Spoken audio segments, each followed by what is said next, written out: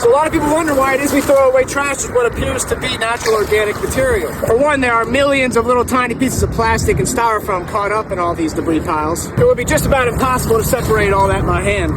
Two, there can also be too much organic decomposing material in a body of water. Eutrophication is when all this decaying organic matter actually starts to break down in the estuary, and a byproduct of that decomposition is carbon dioxide. When carbon dioxide is introduced to a body of water, it starts to change the pH level, making it more acidic. And a more acidic body of water means that things like bivalves, mollusks, and fish grow at a much slower rate, and in many cases can't grow at all. Now, most bivalves and mollusks are filter feeders. Their job is to actually pull the excess nutrients out of the water and feed on that. This becomes a vicious cycle where the over-acidification of the waterway reduces the numbers of nutrient-feeding organisms, which then allows for even more nutrients to be introduced, which then restarts the cycle of excessive algae blooms and less oxygen in the water. A brackish body of water like the Chesapeake Bay needs a slightly alkaline pH scale in order for it to be at its healthiest. In addition to that, much of this dead organic material, remnants of an invasive species called Phragmites. So this is stuff that offers very little nutritional value to most of the organisms out here. It really shouldn't be here in as great as numbers as they are.